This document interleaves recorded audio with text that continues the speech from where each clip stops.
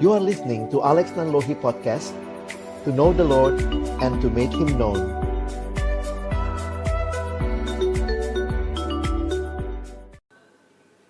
Bapa di dalam surga, terima kasih banyak Tuhan berkenan kembali menyatakan kehendak-Mu bagi kami.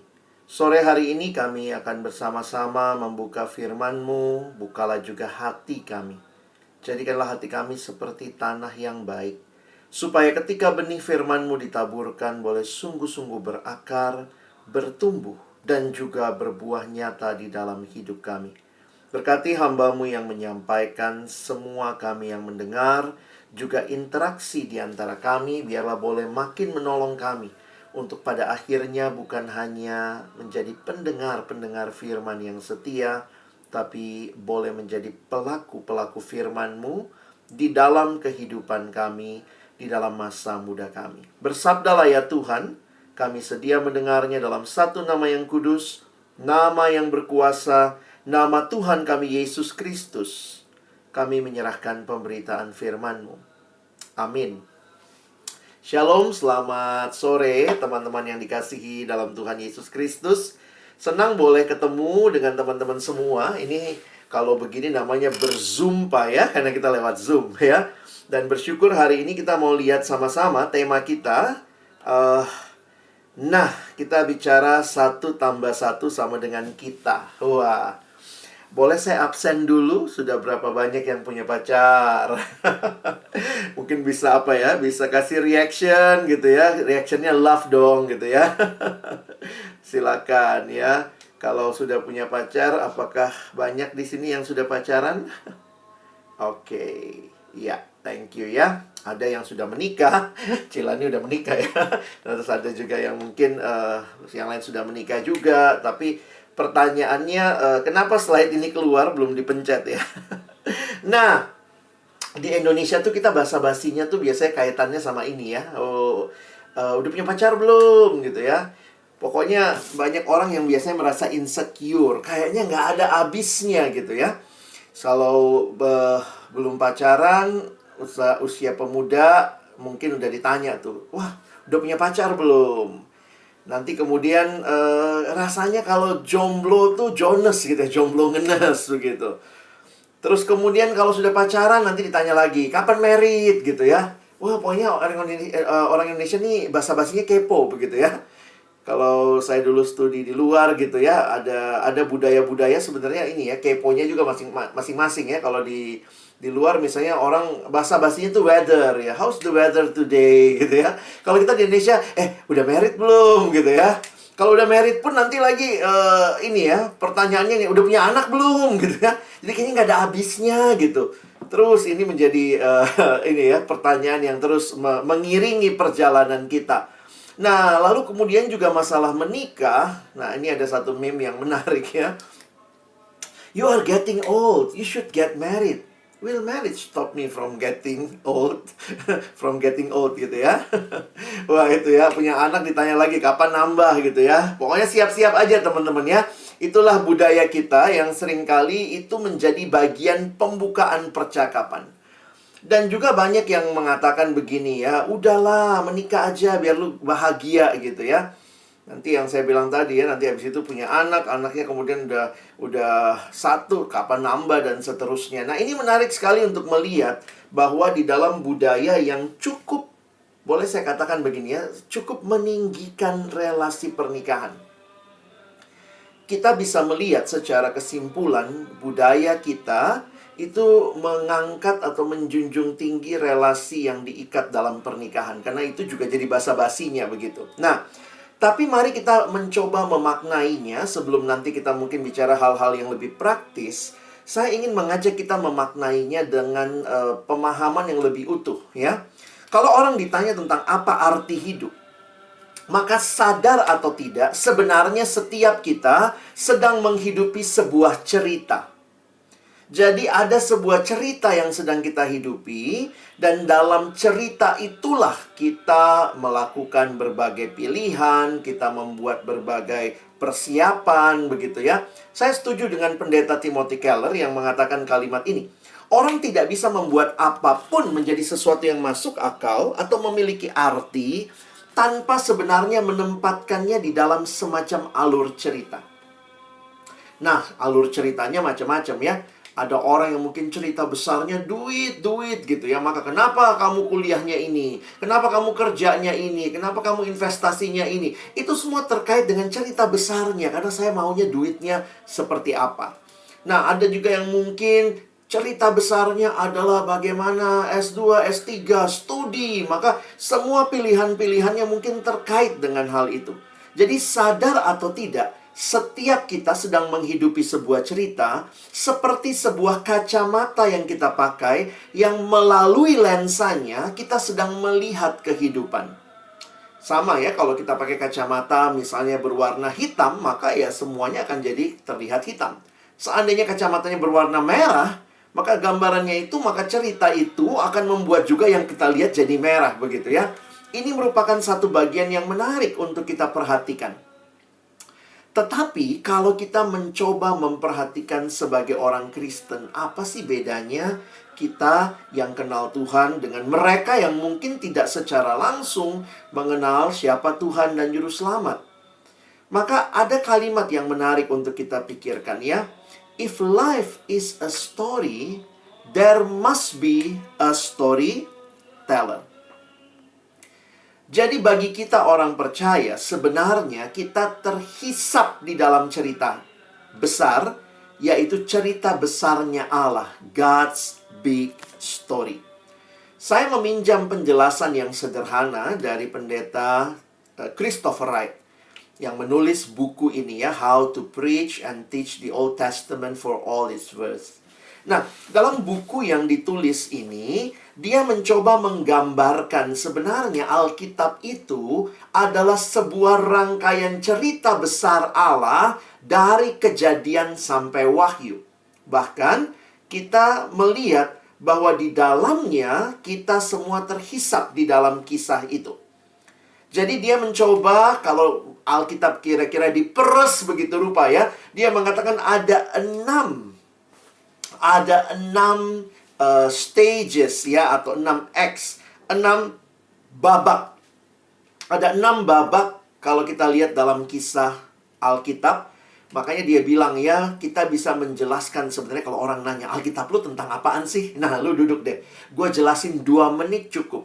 Kita gambar 6 simbol ini dan kita bisa jelaskan bahwa di dalam Alkitab, pertama, Allah mencipta. Lalu kemudian manusia jatuh di dalam dosa. Lalu dalam perjanjian lama, Allah memberikan janji bahwa Dia akan mengutus juru selamat Mesias yang digenapi melalui kehadiran Kristus. Dialah yang menjadi pusat dari kehidupan kekristenan kita. Nah, saya mau masuk dulu nomor 6 ya. Nomor 6, bahwa Tuhan akan janji datang kedua kali. Makanya lihat ya, yang pertama panah ke bawah. Yang terakhir Tuhan juga janji akan datang kembali, panah ke bawah juga. Yang nomor 6 ini disebut new creation. Kalau nomor 1 creation, tapi sudah rusak dalam dosa, maka Tuhan berjanji nanti akan ada pemulihan segala sesuatu di dalam the new creation. Numpang tanya teman-teman, kita itu sekarang ada di nomor berapa? Kalau kita lihat 6 nomor ini. Oh, udah jelas ya. Kita ada di nomor 5 ya. Nah, menarik sekali bagi saya untuk memahami apa yang dikatakan begini ya. Apa yang menjadi namanya nomor 5? Karena Yesus datang ke dalam dunia, tapi kemudian Yesus setelah dia melakukan tugasnya, misinya yang agung, dia mati, dia bangkit, dia naik ke surga. Dan nanti dia akan datang kembali, itu yang nomor 6. Lalu apa yang nomor 5 ini? Pendeta Christopher Wright memberi judul, That is Mission. Jadi kalau kita menyadari saat ini kita ada di nomor berapa? Nomor 5, berarti we are on a mission. Teman-teman, gambar ini memberikan kepada kita satu pemahaman bahwa bukannya kita yang punya cerita, lalu kita bilang, ayo Tuhan masuk dalam ceritaku, ayo Tuhan berkati ceritaku, this is my life, come and bless me. Tetapi apa yang Alkitab sampaikan ini adalah ceritanya Allah, dan Allah yang mengundang engkau dan saya masuk dalam ceritanya. Hidup kita itu ada dalam sebuah cerita besar Allah. Sehingga perspektif kita harusnya beda, ya.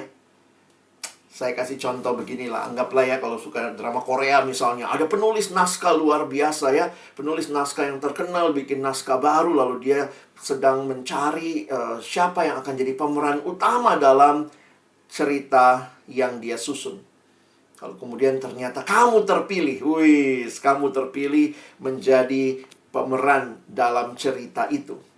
Maka logikanya bukannya ceritamu yang dia sutradarai kan, tetapi ceritanya dia yang dia minta kamu hidupi, kamu lakoni, sehingga untuk tahu bagaimana melakoni dengan baik, ya baca ceritanya, mengerti alur ceritanya.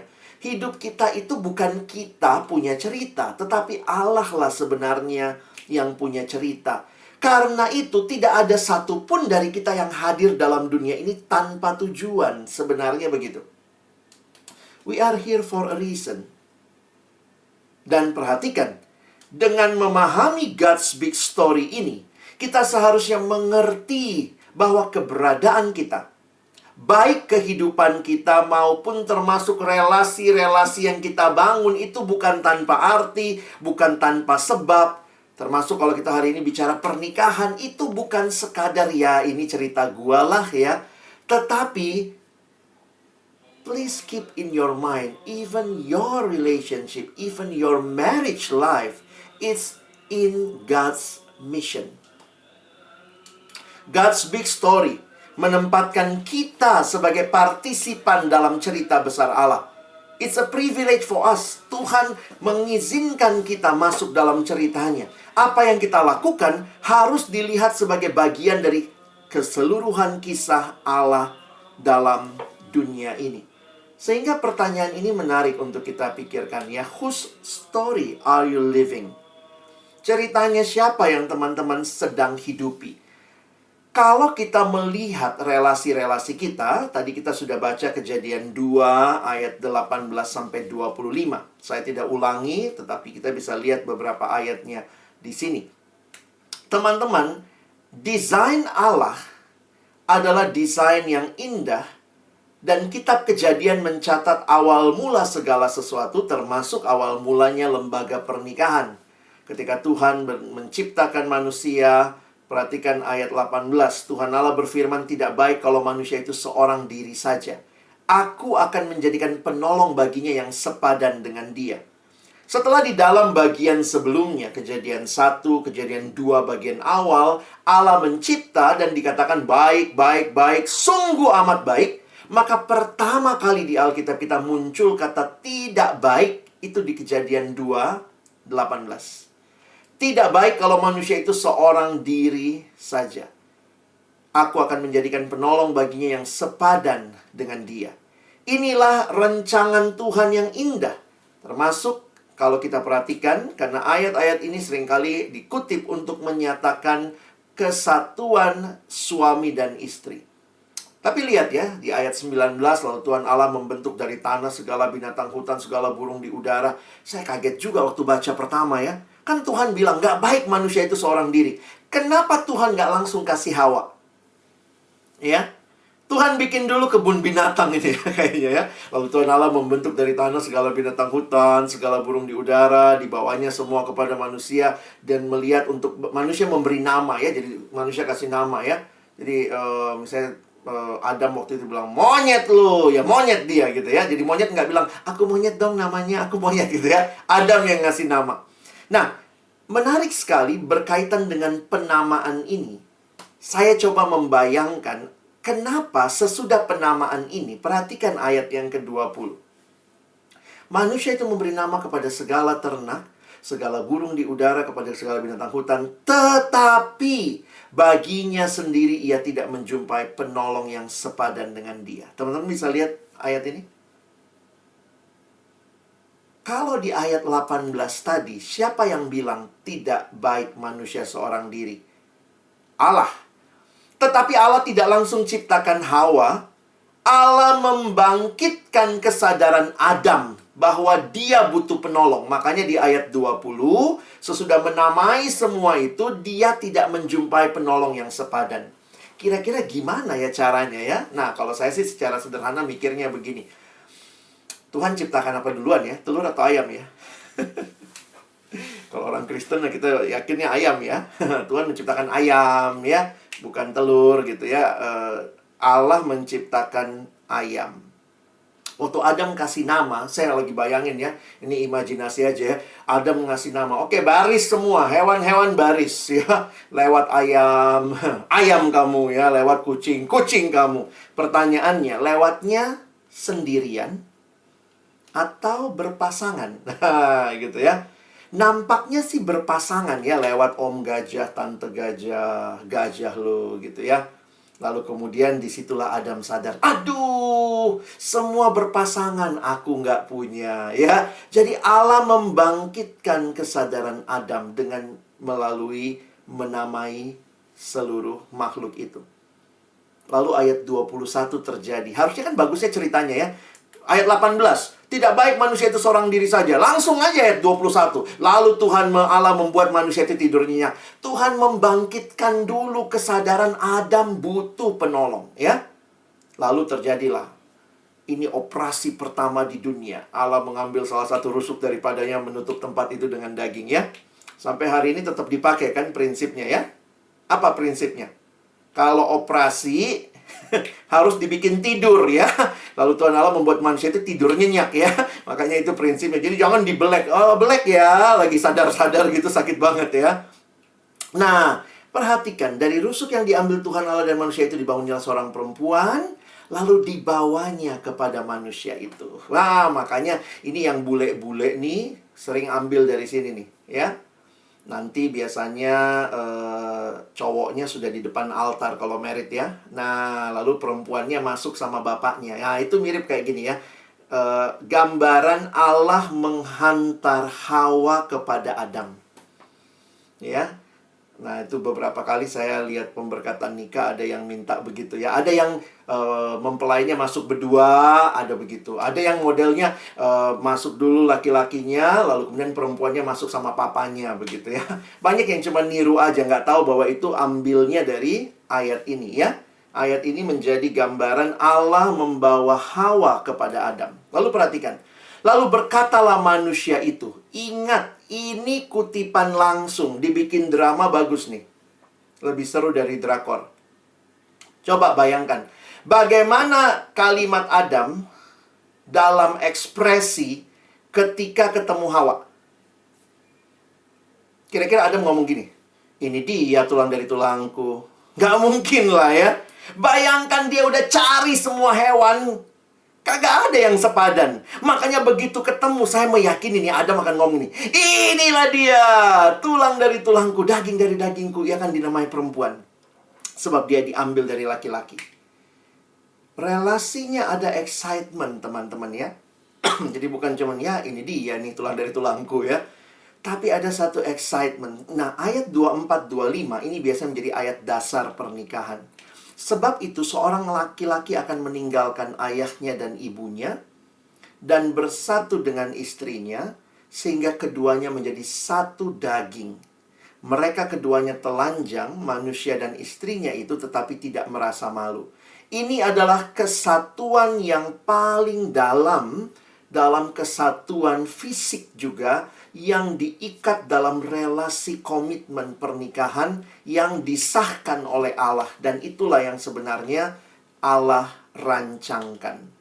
Nah, teman-teman yang dikasihi Tuhan, maka pernikahan Kristen, saya meminjam penjelasan dari pendeta John Stott ya. Nah, ini kita kenapa belajar pernikahan sih hari ini ya? Karena teman-teman, jangan cuma pacaran ya. Pacaran ujungnya apa? Sebenarnya ujungnya adalah pernikahan. Kalau kita lewati dengan baik, maka sebenarnya kita harus membingkai pacaran kita untuk pernikahan. Memang pacaran masih bisa putus. Makanya kalau pacaran untuk pernikahan sebelum menikah yang tidak boleh cerai dalam kekristenan, maka masa pacaran menjadi masa yang penting. Tetapi orang yang berpacaran harus ngerti pernikahan. Kalau tidak, nanti nggak ada kejelasan akhirnya kemana. Nanti kita nyanyi lagi. Mau dibawa kemana hubungan kita. Dipacarin aja terus gitu ya. Tanpa kejelasan ujungnya apa.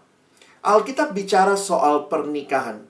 Dan ayat-ayat tadi disimpulkan oleh pendeta John Stott. Ada 5 hal tentang pernikahan. Pertama, pernikahan Kristen adalah pernikahan heteroseksual.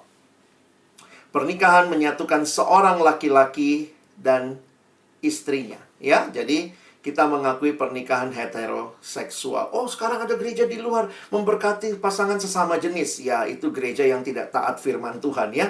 Karena merasa bahwa heteroseksual itu cuma masalah kecenderungan. Oh, ini bukan masalah kecenderungan.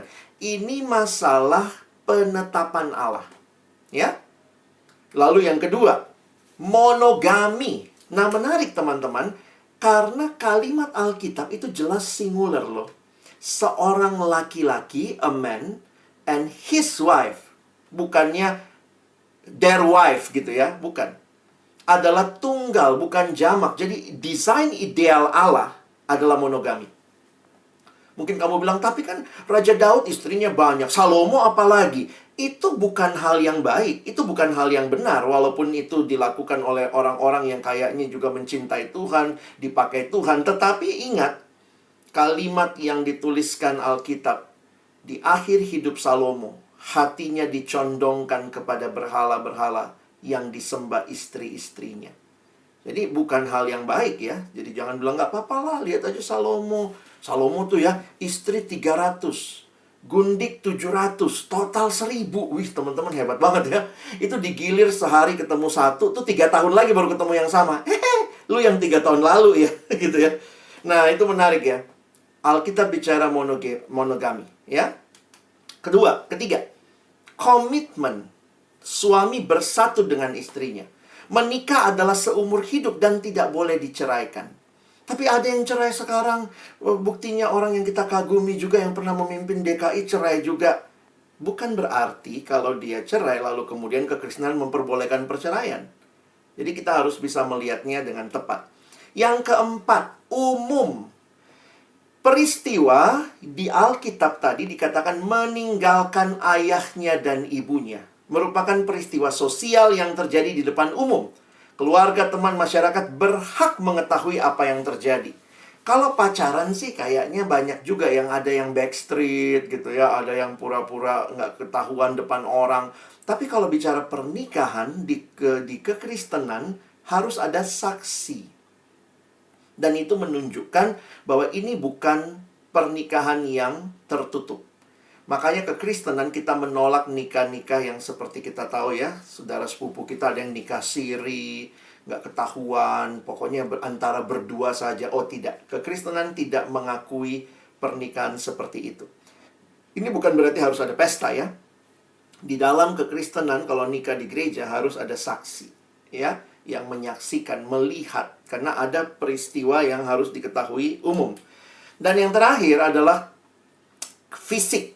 Ya, keduanya menjadi satu daging. Pernikahan adalah satu-satunya wadah yang sah dari Allah untuk kesatuan secara seksual. Ayat tadi menarik ya.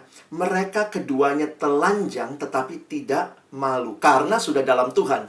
Kalau sekarang ayatnya diplesetin ya. Yang belum married, masih pacaran, taunya bugil bareng-bareng. Mereka keduanya telanjang dan tidak tahu malu. Ya, nah itu yang kita harus ingat ya.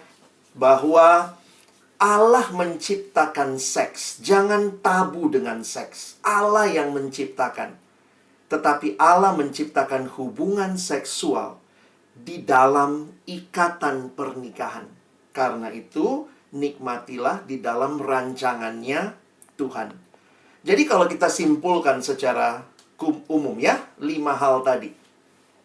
Jadi pernikahan menurut tujuan Allah adalah persatuan heteroseksual dan monogami yang melibatkan komitmen seumur hidup dan penuh cinta antara satu laki-laki dan satu perempuan tentunya ya.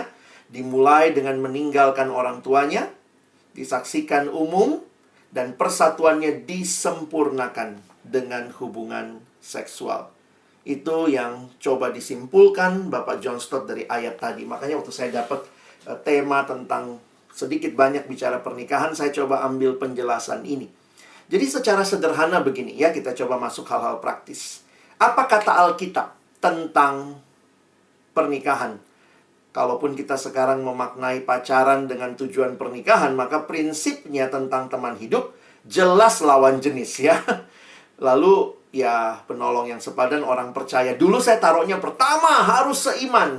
Sekarang nggak bisa ya. Pertama harus lawan jenis, baru seiman ya.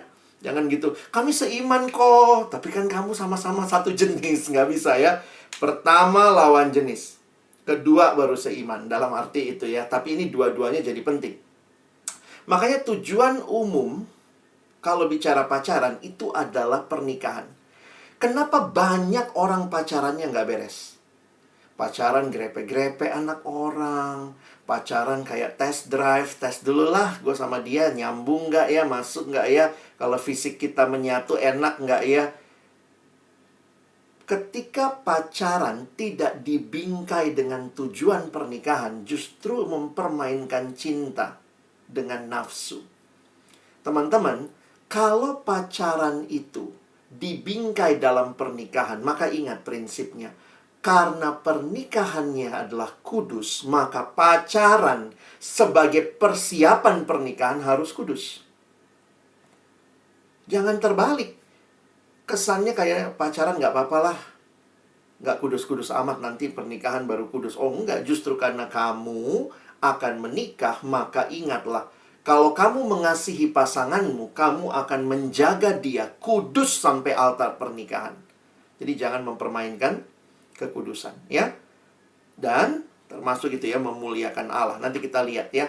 Nah, makanya kalau kita lihat secara sederhana ya, ini dalam pembahasan buku-buku saya coba rangkum, mengapa perlu menikah? Karena pernikahan Tuhan ciptakan sebagai salah satu wujud bentuk berkat Tuhan bagi manusia. Jadi lihatlah pernikahan, kalau kalian siap menikah nanti, itu dalam konteks cerita besar tadi. Ya. Melalui pernikahan Allah memberkati kita. Setidaknya dua hal. Memang yang pertama, ya kita lihat ya, adanya keturunan. Itu ditulis di Kejadian 1 ayat 28. Beranak cuculah, bertambah banyak. Jadi ada bagian prokreasi ya, melahirkan generasi-generasi yang akan melanjutkan kehidupan. Tetapi bukan hanya itu. Yang kedua, perhatikan hadirnya pasangan pendamping yang tadi disebut penolong yang sepadan. Kejadian 2:18.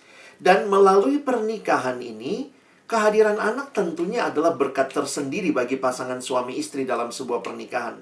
Namun, kehadiran pasangan yang cinta Tuhan menjadi teman dan penolong seumur hidup dalam suka dan duka adalah berkat terbesar dan terutama yang Tuhan karuniakan melalui pernikahan. Saya sudah menikah tahun ke-11, kami belum ada anak ya. Kadang-kadang ya itu, orang Indonesia kan keponya gitu. Oh belum ada anak, udah berobat belum? Udah pijet, coba minum ini, makan ini gitu ya. Semua udah coba gitu ya. Nah, tapi realitanya adalah yang menarik begini. Bahwa ketika kami memikirkan kembali tentang kehidupan, tentang pernikahan, saya jadi ngerti juga ya, bahwa janji nikah itu kita suami atau istri janjinya sama pasangan kita ya. Kita tuh nggak janji ke anak-anak. Makanya kalau teman-teman perhatikan, anak itu tuh tanda kutip ya, kayak cuma lewat di hidup kita. Dia lahir, kita besarkan, habis itu dia pergi meninggalkan ayah dan ibunya. Yang janji sehidup semati itu suami istri. Makanya ada satu waktu kan bikin gambar ya, kan ada gambar suami istri, anak-anak. Ada satu teman saya, dia sangat care sama dia, sangat teologis lah melihat gambar. Dia bilang, ini gambar nggak Kristen. Kenapa? Karena dia lihat gambarnya ada bapak di kanan, ada ibu di kiri, terus anak-anak di tengah, lalu gandengan. Dia bilang, ini gambar nggak Kristen. Anak-anak nggak boleh di tengah. Yang janjian itu papa mama. Jadi suami istri pegang tangan, baru anak di sebelah kanan dan kirinya. Oh begitu ya. Saya bilang, wah lu teologis banget begitu ya. Itu menunjukkan bahwa, jadi begini teman-teman ya, kalau nanti Tuhan belum izinkan kalian memiliki keturunan sesudah menikah pun, maka kalian harus ingat, bukannya pernikahanmu nggak lengkap. Lengkap kok. Kamu janjinya sama pasanganmu, dan itulah yang Tuhan berikan sebagai karunia terbesar dalam pernikahannya, mendapatkan pasangan yang seimbang. Tuhan ingin memberkati kita melalui hadirnya seorang pasangan yang kita kasihi tentunya dan mengasihi kita. Dalam pernikahan Kristen, kasih Kristus seharusnya menjadi dasar. Kasih Kristus adalah kasih yang rela berkorban, mementingkan pasangan lebih dari diri sendiri. Namun, tentunya tetap mementingkan Kristus lebih dari pasangan dan dari diri kita. Sehingga justru hadirnya pasangan membuat kita dapat menikmati kasih Kristus dan menyatakan kasih Kristus. Nah, ini beberapa tips terakhir saja ya. Bertumbuh bersama pasangan. Tuhan ingin kita bertumbuh dalam iman dan karakter, semakin kenal dan memuliakan Tuhan melalui pernikahan. Sebagaimana besi menajamkan besi, orang menajamkan sesamanya. Berelasi dengan pasangan yang cinta Tuhan seharusnya membuat kita makin bertumbuh dewasa dalam iman, kasih, dan juga karakter kita. Dan ini kalimat 1 Korintus 10 ayat 31 ya. Saya waktu renungkan ayat ini, kayaknya Paulus ngomongnya memang menarik ya. Kayaknya receh banget kata anak sekarang. Aku menjawab, kata Paulus, jika engkau makan, atau jika engkau minum, atau jika engkau melakukan sesuatu yang lain, lakukanlah semuanya itu untuk kemuliaan Allah. Receh banget ya. Makan untuk kemuliaan Allah, minum untuk kemuliaan Allah. Atau jika engkau melakukan sesuatu yang lain, berarti termasuk pacaran, termasuk menikah, maka itu harusnya untuk kemuliaan Tuhan. Masa makan untuk kemuliaan Tuhan, minum untuk kemuliaan Tuhan, tapi pacaran untuk kesenangan pribadi? Nggak klop teman-teman ya. Jikalau hal lain saja untuk kemuliaan Tuhan, apalagi pernikahan. Karena itu persiapkan pernikahan dengan baik. Pilih dengan baik pasanganmu. Salah pilih, ngeri ya. Duka cita nantinya. Nah, untuk dapat menikmati keindahan berkat Tuhan, maka persiapan penting. Nah, itulah masa pacaran. Tapi juga kita harus ingat bahwa pacaran harus ada kelanjutannya, yaitu pernikahan. Karena itu bagaimana buat teman-teman yang sudah lama pacaran? Pertimbangkan dengan baik. Belajar berpikir bijaksana. Mau pacaran berapa lama? Pacaran kelamaan juga nggak bagus ya. Karena pacaran itu sudah dekat, tapi kan belum boleh ngapa-ngapain. Nah, itu kan membuat ya makin lama ya makin bisa jatuh dalam dosa ya. Siap menikah umur berapa? Apa yang sudah disiapkan? Dan mungkin pertanyaannya bukan cuma ini ya. Banyak yang bilang, wah sekarang tertolonglah kak. Pestanya lagi pandemi lebih murah begitu ya. Nah, tapi poinnya adalah ini yang bagi saya yang kedua nih. Bukan cuma nyiapin uang untuk pesta, tapi sudah siapkah kita menjadi penolong bagi pasangan kita? Di Indonesia, usia pernikahan itu sudah direvisi ya. Jadi dulu Undang-Undang 1974 itu hanya mengatur usia minimal perempuan. Nah, tapi sejak undang-undang baru, undang-undang perkawinan, menyebutkan bahwa usia minimal untuk menikah adalah 19 tahun. Udah bisa merit teman-teman, jangan kelamaan, udah bisa gitu ya. Dan untuk perempuan maupun laki-laki gitu ya. Hal ini sesuai dengan ketentuan Kementerian ini PPA ya, perempuan dan anak gitu ya. Karena di Indonesia dalam undang-undang kita disebutkan kategori anak adalah usia di bawah 18 tahun. Jadi sekarang diatur tuh, baik laki-laki maupun perempuan minimal usianya 19 tahun. Nah, jadi kalau memang siap menikah, persiapkan gitu ya. Persiapkan dengan baik, baik kedewasaanmu dan juga sisi hukumnya. Ini banyak loh yang mau merit, jangan sampai lupa ya. Kadang-kadang datang ke gereja, mau merit minggu depan. Ya ampun, belum urus catatan sipil, urus surat ini itu gitu ya. Kadang jangan pikir itu sederhana ya, mesti disiapkan. Nah, yang terakhir mungkin, bagaimana dong kalau saya udah siap? Apa nih yang perlu saya waspadai, perhatikan? Nah, sebenarnya ini semua dari pacaran nih. Mempersiapkan pernikahan kan kita melaluinya biasanya dengan pacaran dulu. Aspek-aspek yang perlu jadi pertimbangan ya tentu perasaan ya.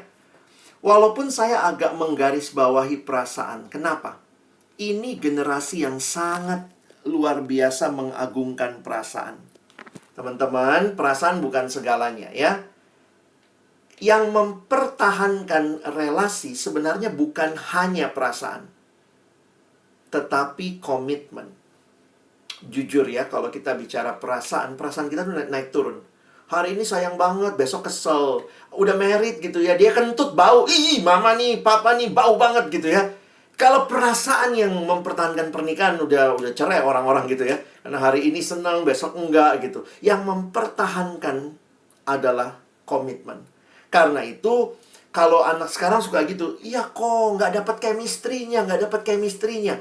Saya suka bilang gitu ya, ini bukan cuma masalah chemistry, karena waktu setelah bicara chemistry harus bicara akal sehat juga. Kamu kenal nggak sama pasanganmu?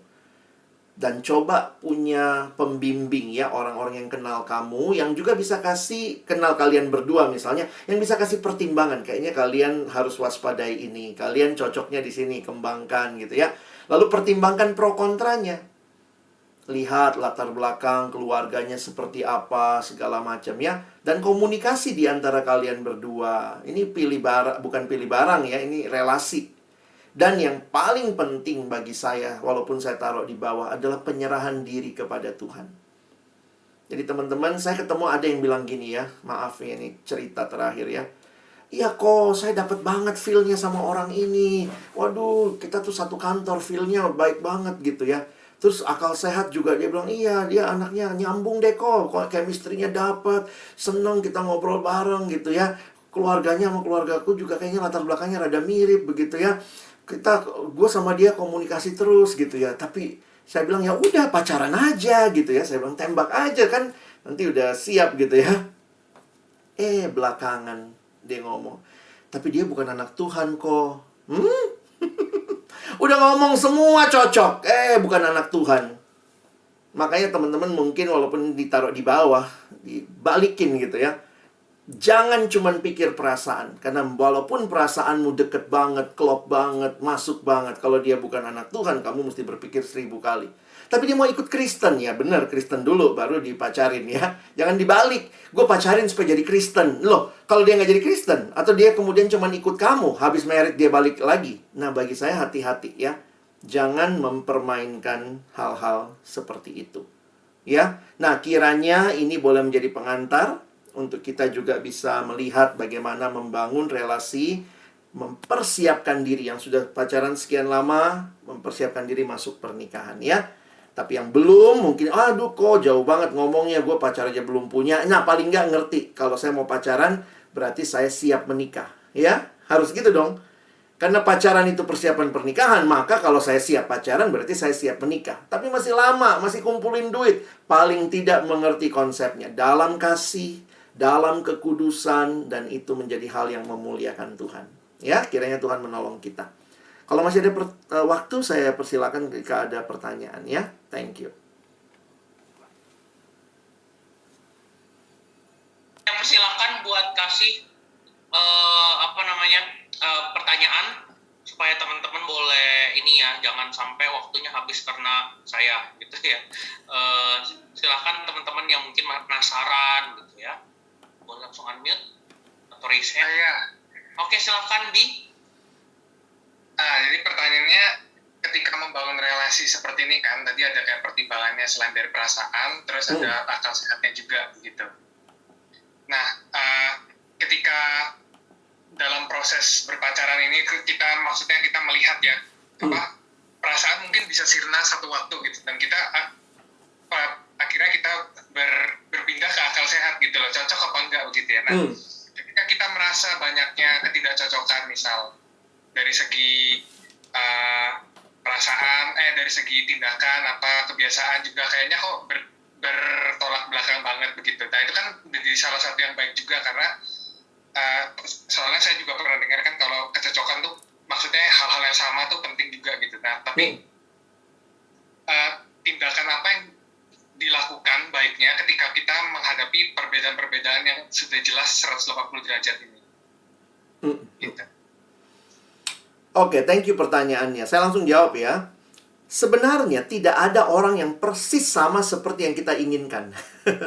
Itu satu hal dulu ya yang kita harus mengerti ya. Memang kita manusia selalu mau yang sesuai, yang cocok. Saya juga tidak menolak, kesamaan itu penting.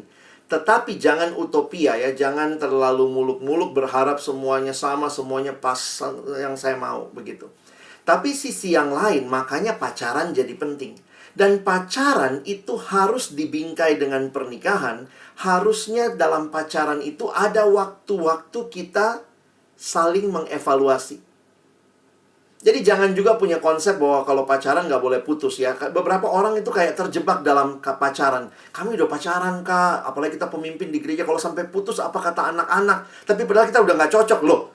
Maka sebenarnya pengenalan yang dalam, dan saya usulkan cari pembimbing yang bisa menolong kalian. Maksudnya mungkin kenal kalian berdua, sekali-kali ajak ngobrol, terus cerita mungkin ya. Karena ini relasi sih ya.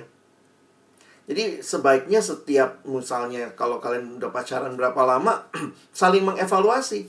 Kalau misalnya dia ada hal-hal yang kayaknya gue nggak cocok sama dia. Nah kita lihat nih, ada yang bisa diubah nggak? Dalam arti begini ya, tentu nggak mudah loh, saya harus katakan ya. Jangan juga utopia bahwa saya menikah untuk mengubah dia. Aduh, susah. Realitanya nggak segampang itu. Tetapi pertanyaan lebih jauh, walaupun ada hal yang harus diubah, tapi lebih penting mungkin kamu siap nggak terima dia dengan segala kelebihan dan kekurangan. Nah, di situ tuh kita perlu tuh sama-sama, maksudnya gini, dia bertumbuh nggak dalam Tuhan. Makanya buat saya kadang-kadang kriteria rohani itu lebih penting ya. Dia bertumbuh dalam Tuhan nggak? Karena kalau dia bertumbuh dalam Tuhan, saya punya keyakinan, maka dia bisa berubah dalam hal-hal yang mungkin masih buruk dalam hidupnya. Tapi beberapa kali saya ketemu pasangan yang masalah perbedaannya itu masalah kebiasaan. Kalau gue di rumah begini orang rumah gue, kalau di gue orang rumahnya begini. Lalu kemudian tanpa sadar kita merasa keluarga saya lebih baik daripada keluarga dia. Nah itu sebenarnya beberapa kali runcingnya perbedaan membuat orang akhirnya konflik. Padahal sebenarnya itu simple ya. Simple dalam arti memang nggak mudah, tapi ya mesti dilewati. Waktu udah menikah tuh kita akan lihat tuh berbagai perbedaan. Saya sama istri bedanya apa? Dia lipat selimutnya nggak rapi, saya lebih rapi. Lalu saya bilang, wah saya lebih bagus. Kami awal-awalnya tuh berantem gara-gara lipat selimut. Saya lipatnya tuh ujung ketemu ujung. Dia yang penting kelipat. Nah, ternyata realitanya tuh nggak segampang itu. Kita harus, akhirnya saya belajar gitu ya. Itu kan nggak prinsip juga ya. Kalaupun nggak dilipatnya nggak begitu, emangnya kami harus berpisah? Nggak begitu juga ya. Nah, banyak hal yang kalau dari pacaran kalian tidak siap. Sebenarnya pernikahan itu akan makin membukakan siapa pasanganmu ya. Kalau pacaran masih banyak kosmetiknya lah, tebal-tebal gitu ya. Begitu udah married baru lihat, begitu bangun pagi, ya ampun jelek banget sebelah gua misalnya gitu ya. Jadi mungkin itu aja dulu untuk wawasannya ya. Oke, terima kasih Alex. Ini ada pertanyaan yang masuk juga nih ke saya. Ya. Dia bilang kalau Alex kalau misalnya tidak siap secara finansial kan itu jelas, kalau misalnya secara uang masih belum ready gitu ya, penghasilan belum stabil. Tapi kalau misalnya mengenai cocok nggak ya rohaninya tuh gimana, nyambung nggak ya akal sehatnya itu kita gimana sih supaya tahu, atau gimana sih supaya bisa nilai dia secara benar gitu. Satu hal yang saya lihat lebih baik begini ya, makanya jangan pacaran dalam kesendirian, saya dan dia saja. Perkenalkan kepada komunitas yang kenal kamu. Komunitas yang bisa kira-kira juga belajar melihat dia. Makanya teman-teman ada banyak cara lah ya. Bahkan di sekolah-sekolah teologi yang belajar konseling, untuk orang-orang yang baru mulai pacaran itu ada tesnya. Jadi ada juga ya yang mungkin kalau kalian merasa perlu dibantu oleh konselor-konselor, ada orang-orang yang bisa membimbing, paling tidak dia kasih tes. Dalam tes itu di awal kita jadi tahu nih perbedaan kita, dan itu kemudian jadi sesuatu yang kita harus work out nih. Kita harus lakukan apa nih? Misalnya saya mesti lebih sabar nih. Dia tuh ternyata anak bungsu. Nah, saya misalnya anak sulung, anak tunggal. ternyata dalam hasil tes, kemungkinan nanti kalian akan tidak ketemunya di masalah kesabaran. Nah, ada yang ditolong sama tes. Tapi ada juga kan yang melaluinya waktu kita jalani itu cukup dewasa. Gue sama dia kok nggak nyambung banget ya. Nah, terus kemudian kita mesti work out juga. Kita coba selesaikan lah, solve ya. Gimana nih? Nah, bagi saya, kalau kita punya komunitas, maka komunitas juga memberi masukan. Realitanya gini teman-teman, kalau kita lagi jatuh cinta, kadang-kadang kita sangat subjektif. Yang objektif itu biasanya adalah orang-orang yang dekat dengan kita, yang kenal kita. Nah, itu mungkin kalian bisa minta bantuan. Makanya pacaran itu sebenarnya bawalah ke dalam komunitas. Perkenalkan gitu ya. Terus kemudian kalau sudah makin serius, perkenalkan sama keluarga. Kita butuh pandangan orang lain. Memang pada akhirnya yang mengambil keputusan kita ya. Saya menikah apa tidak. Tapi seringkali orang-orang ini jadi cara Tuhan juga meneguhkan kita.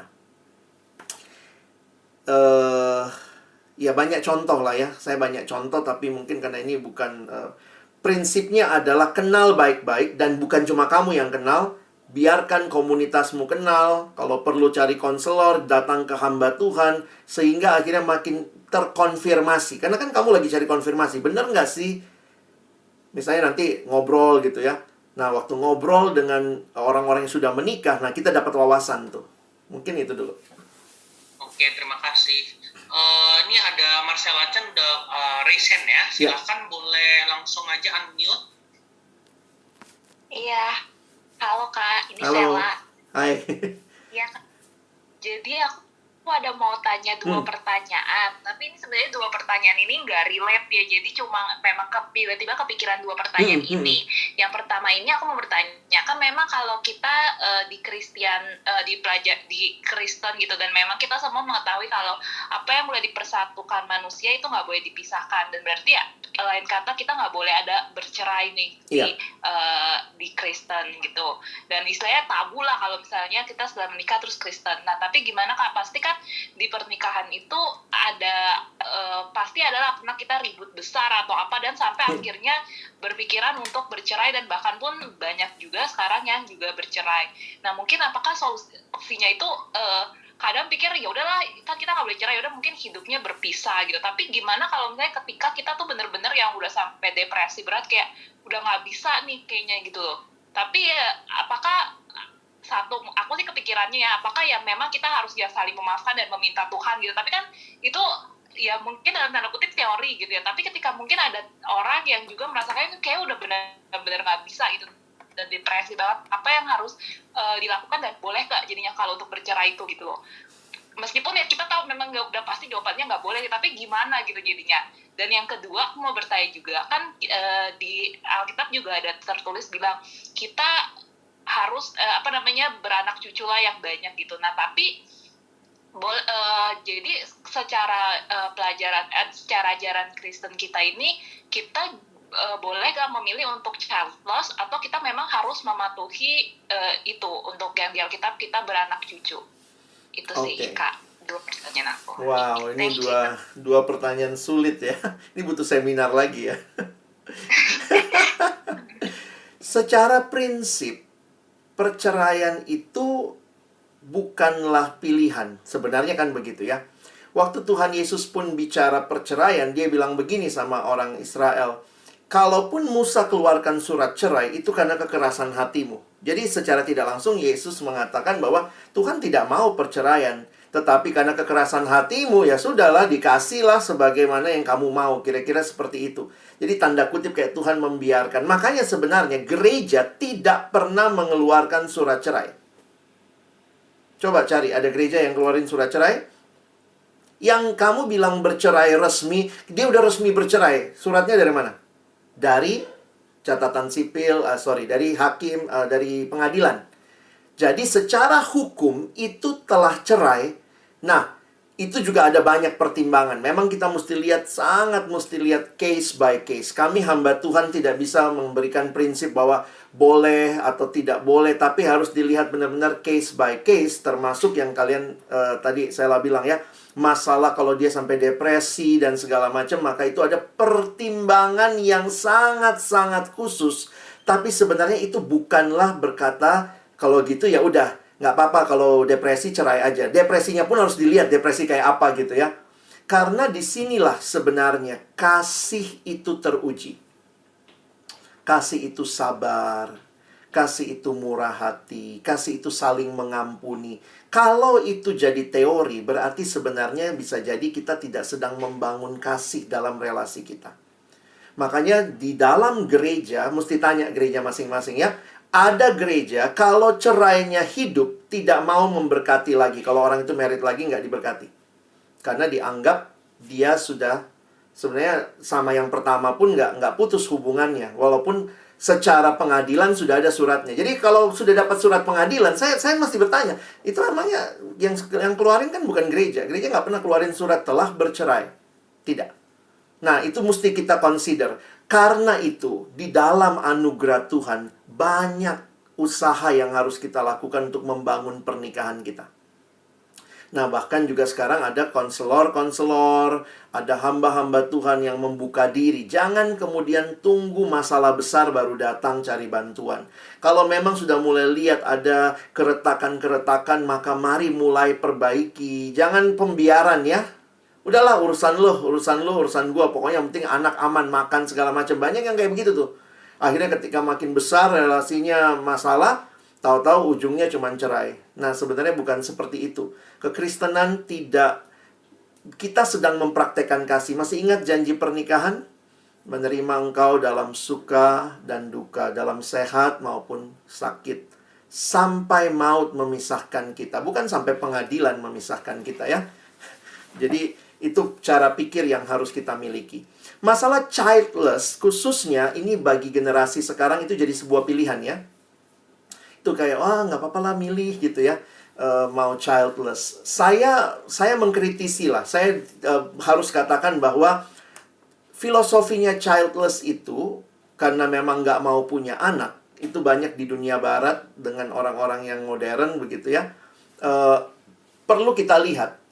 Bukan berarti orang Kristen setuju anak banyak ya. Karena kekristenan juga mendukung program keluarga berencana. Ini menarik. Kenapa? Karena dalam pertumbuhan, ledakan pertumbuhan penduduk, kalau kita pelajari, maka kekristenan mengambil bagian dalam memelihara bumi dengan membatasi juga memiliki anak. Jadi, itu dua hal yang ekstrim kutubnya yang harus kita lihat ya. Satu sisi banyak anak karena ingin memenuhi mandat Tuhan, tapi sisi lain kayak nggak mau punya anak. Tetapi ada juga keluarga berencana. Dan itu kekristenan di Indonesia kita setuju dengan keluarga berencana. Pembatasan kelahiran. Kita setuju dengan kontrasepsi. Orang Kristen setuju dengan kontrasepsi. Berarti kan pembatasan kelahiran. Nah, apakah berarti kita tidak sedang memenuhi mandat Tuhan? Tidak begitu cara lihatnya. Nah, bagaimana dengan yang childless? Saya pikir kalau sekadar kita menikmati pernikahan dan tidak mau memiliki anak dengan berbagai alasan, saya takutnya jadi banyak orang yang senang, maaf ya, ini jelek banget kalimat saya, tapi mungkin cuma senang having sex-nya, tapi tidak mau punya tanggung jawab untuk melakukan atau Jadi, memang sulit ya, karena pertanyaan sederhananya begini. Jadi, masalah punya anak itu tergantung saya atau Tuhan ya. Kalau saya nggak mau, walaupun Tuhan mau, nah itu jadi bingung juga ya. Nah, itu butuh cara melihat lah. Saya pernah bahas ini di salah satu podcast yang saya buat dengan teman-teman tentang childless ini. Tapi intinya adalah, jadilah orang Kristen yang mengerti ketika engkau mengambil pilihan tidak punya anak. Misalnya, kamu bisa menjelaskan pilihan itu berdasarkan iman yang kamu yakini. Nah, di situ saya pikir itu akan membedakan lah tentunya daripada sekadar, ikut tren aja lah, nggak mau punya anak, nggak repot lah. Tapi itu harus sangat-sangat dipikirkan. Mungkin begitu dulu. Oke, thank you, Kak. Sama-sama. Oke, ini juga ada pertanyaan lagi yang masuk ya, nih ada 550 enggak? Ada pertanyaan, dia tanya, apa sih kalau misalnya langkah kecil atau langkah awal yang bisa dilakukan untuk memulai hubungan baru, mungkin untuk orang yang mungkin takut ya atau cemas mengalami kekecewaan karena hubungan masa lalu, atau mungkin disakiti, mungkin Pak Alex ada masukan. Kalau kamu bisa atasi, dalam arti ya kamu cuman butuhnya waktu, dari waktu itu nanti kamu bisa move on, oke. Ya udah, lalui aja. Memang kadang-kadang ada waktu yang dibutuhkan. Tapi kalau kamu sampai trauma dan takut, mungkin saya sarankan ketemu konselor ya. Jadi itu orang-orang yang memang sekolah khusus untuk menolong orang-orang dalam pergumulan trauma-trauma masa lalu. Jadi memang tingkatannya beda-beda. Kalau kamu cuman masalah kayak, aduh gue lagi nggak siap nih, nggak siap disakiti lagi, mungkin ya cukup sharing dengan teman-teman, saling mendoakan. Tapi kalau sampai memulainya ketakutan, lalu mungkin sudah begitu cemas begitu ya, itu mungkin kamu butuh pertolongan. Saya pikir kita jangan menyepelekannya, karena seringkali trauma itu tanpa kita sadari di bawah sadar tuh ada. Sehingga ada orang tuh misalnya kalau dia trauma ledakan gitu ya, begitu dengar suara keras tuh bisa keringet dingin langsung. Nah itu kan harus ditolong ya. Dan itu bukan ditolong hanya dengan ya kamu sharing ada masalah apa ya. Mungkin ada langkah-langkah untuk terapi secara psikologis yang butuh menolong orang tersebut. Tapi ingatnya begini, ini mungkin prinsip umumnya saja ya. Yang ke belakang itu nggak bisa diubah. Terimalah bahwa kamu pernah gagal, terimalah bahwa mungkin kamu pernah disakiti dan sakitnya tuh sakit banget. Tetapi ke depan itu bisa kita ukir yang baru. Nah, disitulah selalu ada harapan. Kan kita orang Kristen bicara hope ya. Jadi oke lah kalau ini gagal bukan berarti saya akan gagal selamanya. Saya punya hope untuk maju, membangun relasi saya jadi berkat buat orang lain. Mungkin begitu.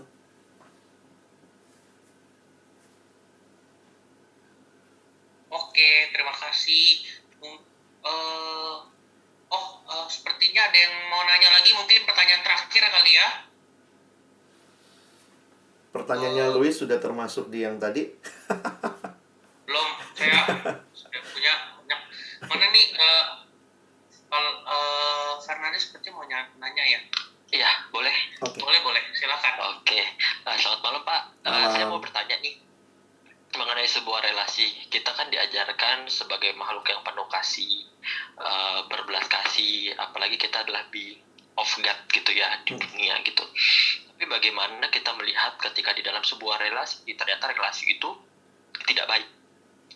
Di dunia saat ini, di kehidupan saat ini, terlihat bahwa di dalam sebuah relasi itu ada sebuah kayak kekerasan, Toxic ya gitu ya. Ya, hubungan toksik seperti itu gitu. Sedangkan di dalam Alkitab juga dikatakan, tadi disampaikan juga bahwa kita itu tidak boleh bercerai karena apa yang sudah dipersatukan Tuhan tidak boleh dipisahkan kan. Lalu bagaimana kita sebagai seorang Kristen ketika kita menghadapi permasalahan itu? Kita bagaimana mencari masalah itu, mencari bagaimana cara penyelesaiannya. Sedangkan ketika kita sudah sampai di konselor, ya pasti konselor untuk mengajak untuk kita kembali gitu. Tetapi posisinya kedua orang ini iya, setelah keluar dari konselor, ternyata di dalam relasinya tetap seperti itu. Bahkan bisa lebih parah lagi daripada sebelumnya. Nah, bagaimana kita nih sikapnya sebagai seorang Kristen ketika menghadapi hal demikian? Karena itu tidak dapat dipungkiri gitu. Ketika pacaran manis, tapi setelah menikah barulah semuanya keluar kebobrokannya. Gitu, Pak. Tolong bantu untuk dijawab, Pak. Terima kasih. Nah, ini sorry ya, saya agak menarik sih ya melihat pertanyaan-pertanyaan teman-teman ya. Mungkin kita perlu lebih banyak mendengar indahnya pernikahan kali ya. Karena jangan berpikir pernikahan tuh semua. Jadi takut juga ya malam ini jadi pada takut merit gitu ya. Karena jawab pertanyaan-pertanyaannya. Saya harus bilang memang banyak pernikahan bermasalah. Jujur, banyak pernikahan bermasalah. Tapi ingat, ada jauh lebih banyak pernikahan yang menikmati Tuhan dan kebahagiaan. Nah, poin saya adalah begini. Jangan 1-2 kasus gagal membuat kemudian tidak ada pernikahan, takut menikah.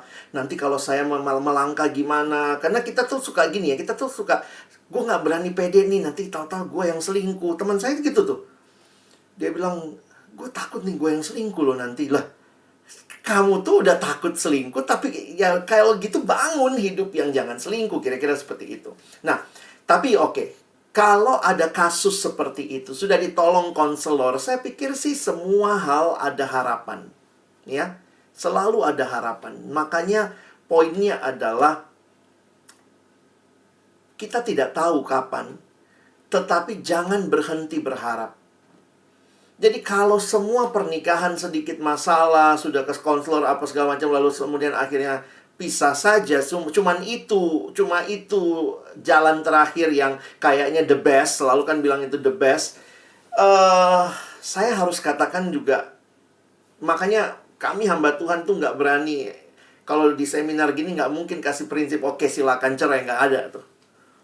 Sedapat mungkin dipertahankan, diusahakan. Kalau sampai belum bisa diusahakan, ada yang bilang, gimana Pak, kami ini pisah rumah dulu lah.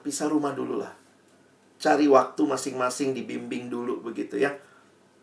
Daripada kemudian kalau nggak cocok sudah langsung cerai begitu. Kayaknya, nah di sini juga buat saya akhirnya melihat gini, penting banget generasi ini dibimbing pacarannya. Makanya dari tadi kalau dengar kalimat saya, dari pacaran, beri dirimu dibimbing. Buka dirimu dalam komunitas. Jangan pacaran berdua segala macam gitu ya. Pacar lu mana? Itu jemput di mobil di bawah, nggak mau masuk ke gereja. Kadang-kadang lucu ya. Pacarnya di mobil doang gitu. Itu sudah gambaran masa depan itu. Nanti kamu mau kebaktian, pacarmu ya, cepetan, gue lagi lapar nih gitu ya. Ya, dia Kristen juga sih Kak, tapi nggak terlalu suka kebaktian. Nah, udah mesti tanya tuh ya. Banyak hal yang sederhana tuh ya. Tapi kalau kita dari pacaran nggak pupuk dengan baik, itu nanti meledaknya di pernikahan. Bisa dibenerin, bisa dibagusin ya kalau kita sama-sama usaha kan. Nah, itu yang saya pikir harusnya kalau sudah menikah, maka sebenarnya bagi saya begini. Kalau sudah menikah, siap tidak cerai. Jangan dibalik konsepnya. Kalau menikah, pokoknya siap cerai. Kalau saya punya prinsip begini. Kalau masih pacaran, harus siap putus. Karena kalau tidak cocok, jangan melangkah lebih lanjut. Takutnya itu bahaya. Tapi kalau sudah menikah, harus siap tidak cerai. Supaya kita mempunyai konsep bahwa pernikahan ini perlu diperjuangkan.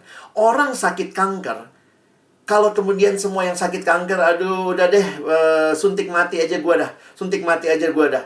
Tapi kita masih lihat kan, coba kemo, coba apa, sampai detik terakhir masih ada ini herbal minum. Kenapa untuk pernikahan kita nggak bisa kayak gitu ya? Nah, itu yang saya agak takut sikap-sikap kita.